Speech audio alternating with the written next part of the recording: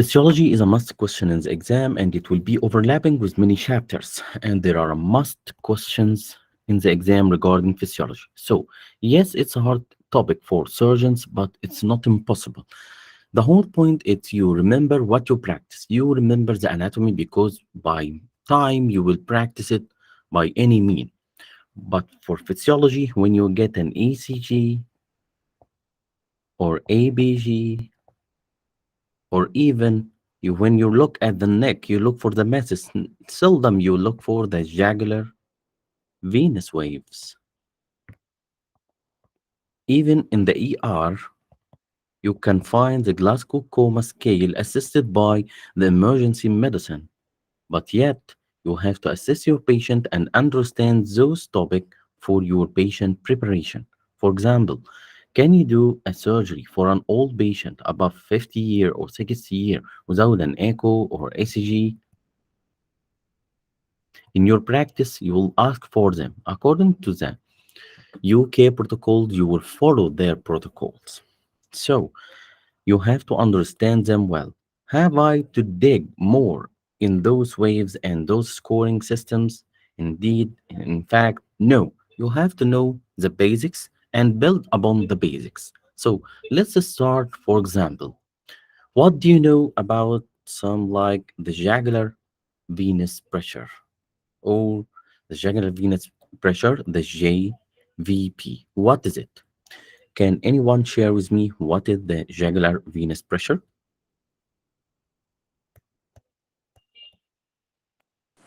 We can ask. If you know, you can raise your hand. If you don't know and want to be silent for now, I understand. It's physiology.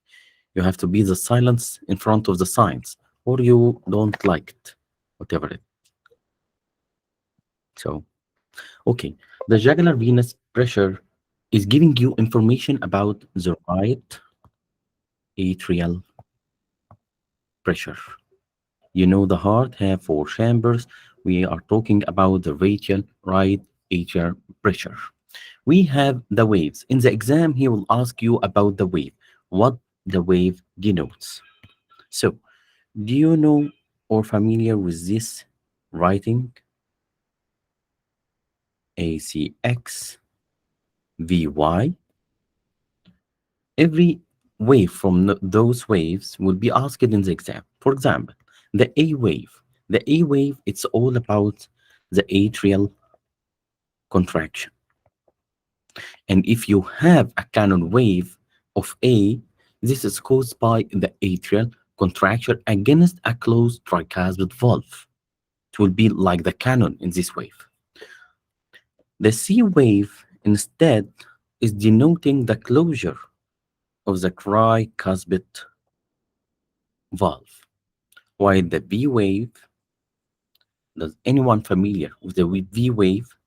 The V The- wave, yes, if you want to share, So it is the passive atrial filling. that's a great passive atrial filling.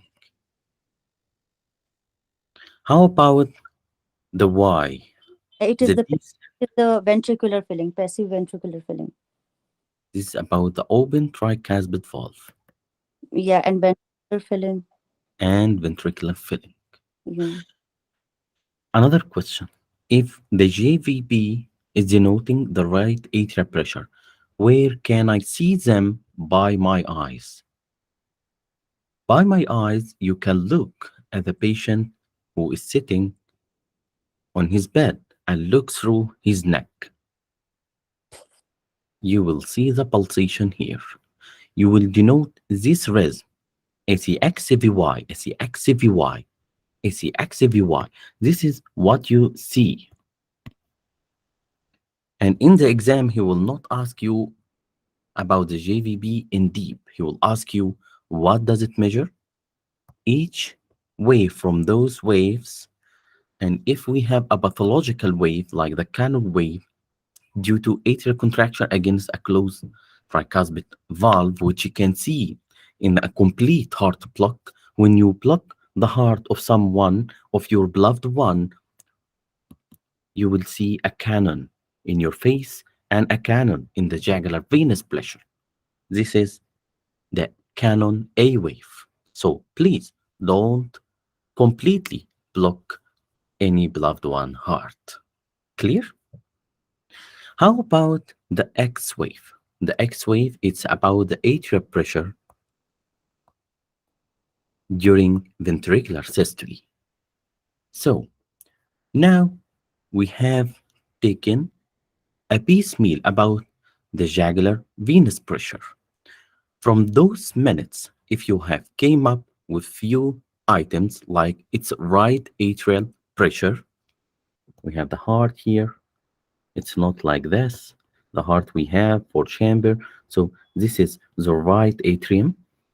If you measure the right atrial pressure, this is a JVP. If you've seen it in the neck of the patient, and about we have ACXVY, this is a whole thing you understood today and learned today. Next time you can build up and take more. You now know that there is a canon A wave. The canon A wave, if you blocked someone's heart, this is great. And this is how you study because it's a pure memorization for you. It's about facts. This is a fact. It's not about understanding how this wave came. We have measured these waves, and these waves denoted an event happening. So this is a pure memorization. It's about correlation. If I told you, get your gram and monitor the heart and monitor the right atrial pressure and denote me what event happened when this wave happens, you will tell me it's an atrial contraction. That's great. How did you know? I saw the graph and monitor the bumping and the beating heart in the right atrial pressure and saw this wave. So let's name it an A. So an A for an atrial contraction. And what happens if you block someone's heart? It will be an canon A wave. This is how you deal along your study with what is about memorization question. Another thing about physiology and memorization question, the beloved ECG. If we have a surgeon here, he will be not that much great about the ECG. He will think about the ECG and the EBG like the market receipt. Am I right? This is the spirit of the surgeons. What do you know about the ECG? It has waves as well. The ECG simply it's like the camera of the heart, electricity.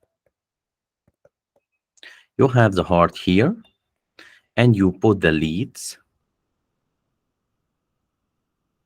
and the limb leads. You have the chest leads and the limb leads. Those are like photographing camera for the heart. If you understood this concept, you will be easily understanding what it's all about the waves of the heart. So you are all familiar with the P, Q, R, S, and T wave. If you learned today that we have a P, Q, R, S, T waves, you have nailed it regarding the ECG. This symbol, yes, this symbol, because who doesn't know those waves? But you have to know the order, and the order is following the alphabet. But does any one of you know why the waves of the ECG called PQRST? Why not an ABG? Why not B, C, D, E, F, and G? Why PQRST? Does anyone know? We understood it's a camera. Why so our waves called PQRST? Simply, the doctors, the physiologists who discovered this monitoring of the heart of the ECG thought about upcoming doctors who could denote new waves and waves before the B and after the T. So we chose to take those from the alphabet in the middle of the alphabet. So if anyone discovered a new wave after the T, he can name it. If anyone discovered a wave before the P, he can name it. That's why we have PQRST. That's simply. This is a logic, nothing else. And we are just memorizers. So it's BQRST for us. And during this photography of the heart, we found that every wave from those waves denotes something. So, what are those waves denoting? P. Simply, it's the depolarization from the sinoatrial node to the atria. So, it's simply about the atrial depolarization or repolarization. Depolarization. Yeah. Depolarization. Because guess what? Does we have a way for the atrial repolarization? No. It will be masked in here, in the PQRS. In the QRS complex, this is a complex. This complex represents the ventricular depolarization. And hidden behind it, the atrial repolarization, masked. In the exam, he will ask you about this directly. What is the P wave denotes? What is the QRS complex denotes? And so, if this is the ventricular depolarization, what could be the T wave? Simply the T wave, the ventricular repolarization. How about the ST segment? This segment, what is it? It is a period where the entire ventricle is depolarized and roughly corresponding to the plateau phase of the ventricular action potential. Another important issue I want you to understand, this is the normal ECG PQRST waves. If you have a T wave inverted like this will denote an ischemia in two leads at least. And if you have the ST wave elevated like this, can you see the wave or much crowded? Much crowded. Let's make it less crowded. If you have the ST wave elevated like this in multiple leads, this will denote the MI, myocardial infarction. And typically, the myocardial infarction comes with pain, acute chest pain, like the anginal pain. If you lift the anginal pain, it will proceed to be, the ischemia will proceed to the infarction and the death of the myocardial muscle. This is the MI. And if we have a diabetic patient, he will be dying in peace because he will not feel this pain. So it will be the steal of life, the diabetes, not the MI. Clear? Hope this making. I'm being too Yeah. much slow for you to understand those basic concepts.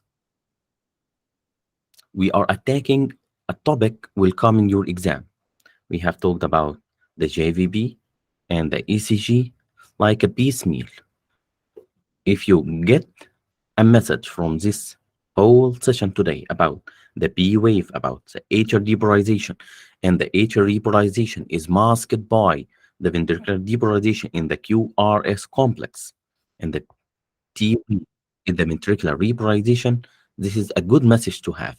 And if you added that the ST elevation in multiple leads, we have an MI, this is great. And if you understand now that the diabetes is stealing from the patient because it will be causing him dying in peace, that's great. Take a moment and I'll be back for you.